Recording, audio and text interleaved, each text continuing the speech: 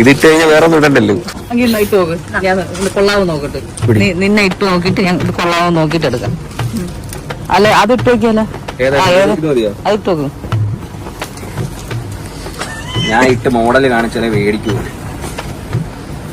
ഓ ഇവിടെ CCTV ഉണ്ടല്ലേ.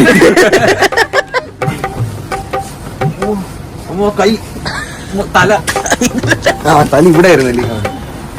അറിയാം കുറച്ച് ചെറുതാണെന്ന് തോന്നുന്നു, ലെങ്ത് ഇല്ല.